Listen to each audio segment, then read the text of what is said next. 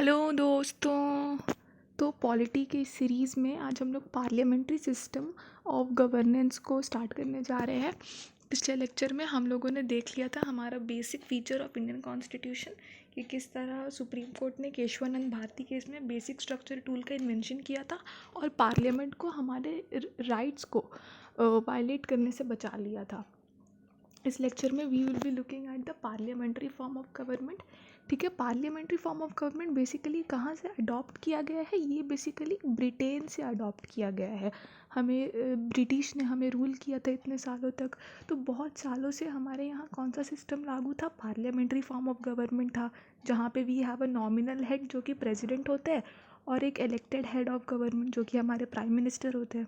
तो इसे ही parliamentary system कहते हैं, जहाँ पे एक नॉमिनल हेड होते हैं और एक इलेक्टेड हेड होते हैं जिन्हें हम इलेक्ट करते हैं, जो हमारे पीएम होते हैं, और एक नॉमिनल हेड जो बेसिकली एक इलेक्टोरल कॉलेज के थ्रू इलेक्ट किए जाते हैं for I think a period of 5 years the president is elected. Yes, so इसे पार्लियामेंट्री सिस्टम बोलते हैं। हमारे यहाँ कैबिनेट होते हैं, काउंसिल ऑफ मिनिस्टर्स होते हैं। ये सब कुछ हम लोग धीरे धीरे पढ़ेंगे, सो डोंट पैनिक, आपको समझ आ जाएगा।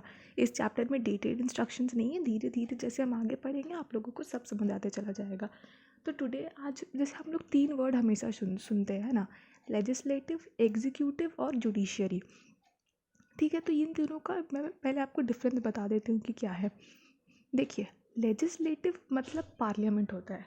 ठीक है, पार्लियामेंट के अंदर कौन कौन होते हैं? पार्लियामेंट के अंदर हमारा लोअर हाउस जो कि लोकसभा, अपर हाउस जो कि राज्यसभा, और हमारे प्रेसिडेंट, ये बिलोंग करते हैं पार्लियामेंट से। पार्लियामेंट में क्या होता है? मतलब legislative, connect legislative with the word parliament. Legislative क्या होता है? जो लॉ बनाते हैं। ठीक है, तो लॉ कौन बनाते हैं? वो बनाते हैं हमारे लोकसभा, राज्यसभा और प्रेसिडेंट। ये 3 जन हमारे लेजिस्लेटिव होते हैं, हमारे पार्लियामेंट के पार्ट होते हैं और पार्लियामेंट में लॉ बनाया जाता है।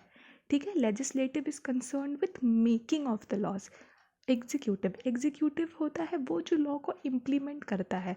लेजिस्लेटिव का काम है कि वो लॉ को बनाए, एग्जीक्यूटिव का काम होता है कि वो लॉ को इम्प्लीमेंट करे, लॉ को जारी करे और उसे अब एग्जीक्यूट करे बेसिकली। ठीक है, तो एग्जीक्यूटिव के अंदर कौन कौन आते हैं? हमारे ब्यूरोक्रेट्स। ब्यूरोक्रेट्स में कौन? हमारे आईएएस ऑफिसर्स और भी अदर सिविल सर्वेंट्स, डीएम वगैरह, वो सब लोग हमारे ब्यूरोक्रेट्स लोग आते हैं। और हमारे पीएम और उनकी जो काउंसिल ऑफ मिनिस्टर्स होते हैं। ठीक है, पीएम हमेशा अपने काउंसिल ऑफ मिनिस्टर्स के साथ ही डिसीजंस लेता है। आप पढ़ोगे कि काउंसिल ऑफ मिनिस्टर्स क्या होता है, मैं आपको बस बता देती हूँ कि क्या होता है। President appoints the PM. ठीक है ना, जो भी पॉलिटिकल पार्टी का वोटिंग सबसे ज़्यादा होता है, जो भी पॉलिटिकल पार्टी मेजॉरिटी में होता है, उसके लीडर पीएम बनते हैं, जो प्रेसिडेंट अपॉइंट करते हैं। और प्रेसिडेंट प्राइम मिनिस्टर के एडवाइस पे प्राइम मिनिस्टर के बेसिस, मतलब प्राइम मिनिस्टर जो उन्हें एडवाइस देते हैं, किन्हें? प्रेसिडेंट को। प्राइम मिनिस्टर प्रेसिडेंट को जिन जिन लोगों के बारे में बताते हैं, जिन जिन लोगों का एडवाइस देते हैं, प्रेसिडेंट उन्हें ही प्राइम मिनिस्टर के मिनिस्टर्स बनाते हैं और उससे बनता है एक काउंसिल ऑफ मिनिस्टर्स। ठीक है, मतलब काउंसिल ऑफ मिनिस्टर्स को कौन अपॉइंट करता है? Appointed by the president of India on the advice and recommendation of the prime minister of India. और प्राइम मिनिस्टर ऑफ इंडिया को कौन अपॉइंट करता है? हमारे प्रेसिडेंट अपॉइंट करते हैं। ठीक है, किससे अपॉइंट करते हैं? जो भी पॉलिटिकल पार्टी होता है उसके जो भी मेजॉरिटी में जो जिनका सीट्स होता है, तो उस पॉलिटिकल पार्टी का जो भी मेजॉरिटी सीट्स है, उस पॉलिटिकल पार्टी के जो लीडर होते हैं, उस लीडर को प्रेसिडेंट अपॉइंट करते हैं एज आर प्राइम मिनिस्टर। समझ आ गया इतना चीज़? ये था लेजिस्लेटिव और एग्जीक्यूटिव। और जुडिशरी तो अलग होता है। जुडिशरी मतलब हमारे जो कोर्ट्स होते हैं, जो सुप्रीम कोर्ट है हमारा, जो हाई कोर्ट्स है हमारे, वो जुडिशरी के अंदर आते हैं, जो हमारे लॉज को देखते हैं कि वो इन अकॉर्डेंस विथ कॉन्स्टिट्यूशन है कि नहीं। ठीक है, तो लेजिस्लेटिव और एग्जीक्यूटिव एक दूसरे को रिस्पॉन्सिबल है, एक दूसरे को आंसरेबल है, लेकिन जुडिशरी नहीं है। ये मैंने आपको पहले भी बताया था कि लेजिस्लेटिव और एग्जीक्यूटिव एक दूसरे को आंसरेबल है। दोनों चाहे तो एक दूसरे से पूछ सकते हैं कि आपने ऐसा काम किया, आपने ऐसा काम नहीं किया, आपने ऐसा लॉ बनाया, क्यों बनाया। ठीक है, तो एक दूसरे को क्वेश्चनेबल एंड आंसरेबल है, लेकिन जुडिशरी इज़ इंडिपेंडेंट। जुडिशरी को कोई क्वेश्चन नहीं कर सकता। जुडिशरी अपने हित में काम करता है और वो हमारे राइट्स को प्रोटेक्ट करता है। ही सुप्रीम कोर्ट मतलब basically courts are the interpreter of the constitution, they interpret the constitution basically. ठीक है, तो पार्लियामेंट्री सिस्टम के अंदर हम लोग क्या पढ़ेंगे?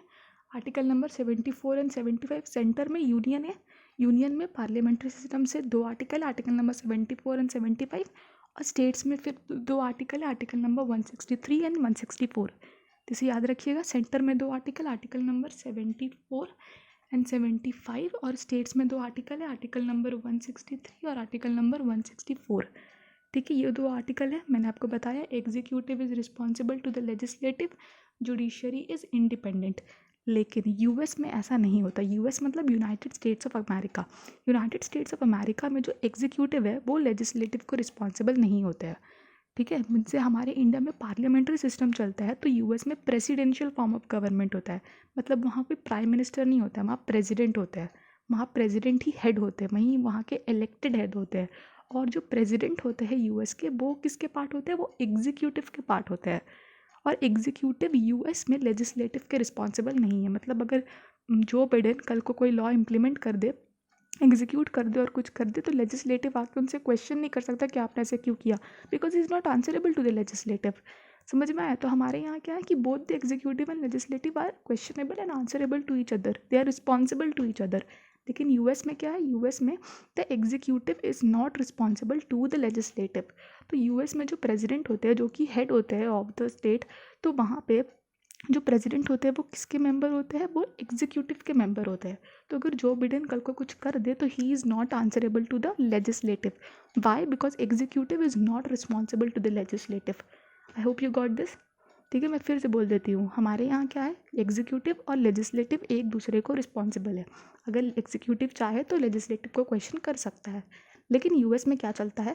यूएस में प्रेसिडेंशियल फॉर्म ऑफ गवर्नमेंट चलता है। वहाँ पे president is the head of the state and the president is not responsible to the legislative. क्यों? क्योंकि प्रेसिडेंट बिलोंग करता है एग्जीक्यूटिव को। तो जब प्रेसिडेंट अगर कुछ कर रहे हैं तो वो लेजिस्लेटिव को आंसर देने के मतलब वो नहीं है, एलिजिबल नहीं है कि वो उसे आंसर दे। Why? Because the executive in US is not responsible to the legislative. I hope this is clear. In US executive is not answerable to the legislative. और जो हमारे प्रेसिडेंट होते हैं वो किसके पार्ट होते हैं? वो एग्जीक्यूटिव के पार्ट होते हैं। तो सिंस वो एग्जीक्यूटिव के पार्ट होते हैं, तो अगर वो कुछ कर दे तो लेजिस्लेटिव आके उनसे सवाल नहीं कर सकता है। By? Because the executive is not answerable to the legislative. I hope this is clear. ठीक है, प्रेसिडेंट जो यूएस में होते हैं, he is selected by an electoral college. तो president in US is selected by an electoral college. जैसे हमारे यहाँ एक इलेक्टोरल कॉलेज होता है, will study all of that in the president part वाला चैप्टर। वहाँ यूएस में भी प्रेसिडेंट को एक इलेक्टोरल कॉलेज के थ्रू इलेक्ट किया जाता है। जैसे हमारे यहाँ तो प्राइम मिनिस्टर डायरेक्टली इलेक्टेड है ना, हम जाते हैं और हमारा वोट देते हैं। उनके यहाँ वैसा नहीं होता, उनके यहाँ पहले एक इलेक्टोरल कॉलेज बना लिया जाता है। ठीक है, और फिर वो इलेक्टोरल कॉलेज के थ्रू प्रेसिडेंट अपॉइंट होता है। ठीक है, हमारे यहाँ जैसे लोकसभा लोअर हाउस होता है और राज्यसभा अपर हाउस होता है। तो यूएस का कांग्रेस क्या है बेसिकली? यहाँ पे जैसे कांग्रेस तो एक पॉलिटिकल पार्टी है ना, लेकिन यूएस में जो पार्लियामेंट है ना, यूएस में जो पार्लियामेंट है उसे बोला जाता है यूएस का कांग्रेस। ठीक है, तो you can relate it like this. जैसे हमारा पार्लियामेंट है क्या? लोकसभा, राज्यसभा और प्रेसिडेंट का। तो उनका पार्लियामेंट का नाम क्या है? उनका पार्लियामेंट का नाम है कांग्रेस। तो अगर मैं वर्ड यूज़ कर रही हूँ यूएस कांग्रेस, मतलब मैं बात कर रही हूँ यूएस के पार्लियामेंट के बारे में। तो यूएस के पार्लियामेंट में भी 2 हाउस है, एक लोअर हाउस और एक अपर हाउस, लेकिन उनका ये नाम नहीं है। जैसे हमारे यहाँ क्या नाम है? लोकसभा और राज्यसभा। उनके यहाँ नाम चेंज है। उनके यहाँ नाम क्या है?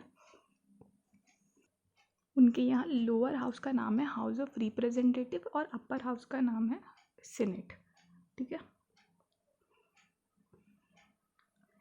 लोअर हाउस का नाम है हाउस ऑफ रिप्रेजेंटेटिव और अपर हाउस का नाम है सीनेट। यहाँ मैंने लिख दिया है that is parliament of US. मतलब अगर मैं बोल रही हूँ यूएस का Congress, it means I am talking about US का पार्लियामेंट। तो यूएस के पार्लियामेंट में भी 2 हाउस है, एक लोअर हाउस और एक अपर हाउस, लेकिन उनका नाम बस डिफरेंट है। उनके लोअर हाउस का नाम है हाउस ऑफ रिप्रेजेंटेटिव और उनके अपर हाउस का नाम, मतलब उनके राज्यसभा का नाम क्या है? सीनेट। ठीक है, so keep this in mind. House of representative जैसे लोकसभा, तो लोगों का घर लोकसभा, तो यहाँ पे that is change house of representatives and in the upper house it is called senate. ठीक है, अब हम आ जाते हैं हमारे आर्टिकल नंबर 74 में। ठीक है, हमने पढ़ा था सेंटर में 2 आर्टिकल, आर्टिकल नंबर 74 एंड 75, और स्टेट में 2 article, article number 163 and 164। Let's see article number 74 in the union. Council of ministers to aid and advise the president ठीक है। तो काउंसिल ऑफ मिनिस्टर्स कौन होते हैं? जिन्हें प्रेसिडेंट ही अपॉइंट करता है on the recommendation of the prime minister. Prime minister के रिकमेंडेशन पे जो प्रेसिडेंट है वो काउंसिल ऑफ मिनिस्टर्स को अपॉइंट करते हैं। तो काउंसिल ऑफ मिनिस्टर्स को जब प्रेसिडेंट अपॉइंट कर लेते हैं तो काउंसिल ऑफ मिनिस्टर्स प्रेसिडेंट को एड एंड एडवाइस करता है, मतलब उसे बताता है कि आपको ये काम करना है, आपको ये काम नहीं करना है, ठीक है। तो एड एंड एडवाइस प्रेसिडेंट को कौन करता है? काउंसिल ऑफ मिनिस्टर्स करता है, ठीक है। अंडर द हेड ऑफ हुम? Under the head of prime minister, ठीक है। Article number 75, prime minister shall be appointed by the president and other council of ministers by president on advice of PM, ठीक है। मतलब prime minister को कौन appoint करता है? प्रेसिडेंट अपॉइंट करता है। काउंसिल ऑफ मिनिस्टर्स को भी प्रेसिडेंट अपॉइंट करता है, लेकिन on recommendation of PM. PM के एडवाइस पे काउंसिल ऑफ मिनिस्टर्स को प्रेसिडेंट अपॉइंट करते हैं, और पीएम को कौन अपॉइंट करता है? प्रेसिडेंट अपॉइंट करता है। किससे अपॉइंट करता है? जो मेजॉरिटी पार्टी होती है उसके लीडर को अपॉइंट करता है as the PM. The council of ministers shall be collectively responsible in Lok Sabha. Collectively responsible का मतलब अगर एक मिनिस्टर से कोई गलती होगा तो माना जाएगा कि पूरे काउंसिल ऑफ मिनिस्टर्स से वो गलती हुई है। अगर एक मिनिस्टर कुछ अच्छा करेगा तो माना जाएगा कि पूरा काउंसिल ऑफ मिनिस्टर्स वो गलती किया है, ठीक है। समझ में आया? Collectively responsible, they swim and sink together, मतलब अगर कुछ अच्छा हुआ तो सबके साथ हुआ, कुछ खराब हुआ तो सबके साथ हुआ, ऐसा चलता है, ठीक है। The parliamentary government is also called the Westminster government. Westminster government क्यों? क्योंकि ये बेसिकली ब्रिटेन का जो वेस्ट मिनिस्टर वाला एरिया है वहाँ से मतलब लाया गया ना। ब्रिटेन का जो पार्लियामेंट था वो कहाँ था? वो वेस्ट मिनिस्टर वाले एरिया में था, तो इसलिए इसका नाम पड़ गया था कि parliamentary government is also called the Westminster government, ठीक है। इतना समझ में आया? अब let's go to the features of parliamentary government. तो फीचर्स क्या है कि एक नॉमिनल हेड होगा और एक रियल एग्जीक्यूटिव। नॉमिनल कौन है यहाँ? प्रेसिडेंट। और रियल कौन है? Prime minister. फिर मेजॉरिटी पार्टी रूल, मैंने आपको बताया कि जो भी मेजॉरिटी पार्टी होती है उसके लीडर को प्रेसिडेंट अपॉइंट करते हैं एज द पीएम। मतलब कि जो भी मेजॉरिटी पार्टी रहती है उस वक्त उसी का रूल चलता है, जैसे कि फॉर एग्जांपल अभी बीजेपी का रूल है। उसके बाद कलेक्टिव रिस्पॉन्सिबिलिटी बताया मैंने काउंसिल ऑफ मिनिस्टर्स का, they are collectively responsible in the lower house. याद रखिएगा जो पीएम और काउंसिल ऑफ मिनिस्टर्स होते हैं they are in which house? They are in the lower house, Lok Sabha में वो होते हैं, ठीक है। Collective responsibility. तो पॉलिटिकल होमोजेनिटी, मतलब वही कि काउंसिल ऑफ मिनिस्टर्स एक ही पार्टी को बिलोंग करते हैं, ठीक है। क्योंकि मेजर पॉलिटिकल पार्टी जो विन करता है काउंसिल ऑफ मिनिस्टर्स तो वहीं से ना आएंगे, क्योंकि प्राइम मिनिस्टर जिसे भी अपॉइंट करेंगे वो अपने पार्टी से ही ना बुलाएंगे उसे कि किसी और पार्टी से लेकर के आएंगे काउंसिल ऑफ मिनिस्टर्स। नहीं, वो अपने काउंसिल ऑफ मिनिस्टर्स को कहाँ से जो वो प्रेसिडेंट को एडवाइस करते कि इसे मैं अपने काउंसिल में लाना चाहूँगा, तो वो किसे बोलते लाने के लिए? वो अपने जो पार्टी होती है उनकी जो पार्टी है वो उसी मिनिस्टर्स को बुलाते हैं। तो अल्टीमेटली रूल किसका चलता है? जो मेजॉरिटी पार्टी होती है उसी का रूल चलता है। पॉलिटिकल होमोजेनिटी समझ में आया? जो काउंसिल ऑफ मिनिस्टर्स है वो पीएम के पार्टी से ही आता है, ठीक है। तो जो मेजॉरिटी पार्टी होती है उसी का रूल चलता है, क्योंकि जो पार्टी मेजॉरिटी में है उसी का लीडर पीएम बनता है, और जब पीएम बनता है तो वो अपनी पार्टी से ही मिनिस्टर्स बना करके लेके आता है अपने काउंसिल के लिए। तो मेजॉरिटी पार्टी रूल। उसके बाद डबल मेंबरशिप मतलब they are responsible to legislative and executive. तो प्रेसिडेंट जो होते हैं वो लेजिस्लेटिव में होते हैं और एग्जीक्यूटिव में पीएम होते हैं। तो दे आर बोथ मतलब members of both executive and legislative. Legislative में कौन? लेजिस्लेटिव का मतलब मैंने क्या बताया? पार्लियामेंट में कौन कौन होता है? लोकसभा, राज्यसभा, प्रेसिडेंट। और एग्जीक्यूटिव में पीएम, उनके काउंसिल ऑफ मिनिस्टर्स और अदर ब्यूरोक्रेट्स। तो they are all members of the same executive and legislative, बस वो डिवाइड हो जाते हैं। एंड पीएम एज लीडर, जो पीएम होता है वो स्टेट का लीडर होता है। और डिसोल्यूशन ऑफ लोकसभा, मैंने आपको पहले भी बताया था, जो हमारा लोअर हाउस है, जो हमारा लोकसभा है वो डिज़ोल्व हो जाता है ना। लेकिन राज्यसभा डिज़ोल्व कभी नहीं होता है। राज्यसभा इज़ नेवर डिज़ोल्व, लेकिन जो लोकसभा होता है वो डिज़ोल्व हो जाता है। Tell me in the comment section कि कितने साल में वो डिज़ोल्व होता है। I would love to know this, ठीक है। मुझे आप लोग बताइएगा कमेंट सेक्शन में कि जो हमारा लोकसभा होता है वो कितने साल में डिज़ोल्व हो जाता है, ठीक है। और लेकिन राज्यसभा जो है वो कभी डिज़ोल्व नहीं होता है, ठीक है। So I would like to end this video now. Let us keep it light and simple. In the next video, we'll finish the chapter off. If you loved the explanation, then please like the video and subscribe to my YouTube channel. You can tell me in the comment section how you liked the video and if you want any changes in my teaching pattern. Take care, guys. Thank you so much.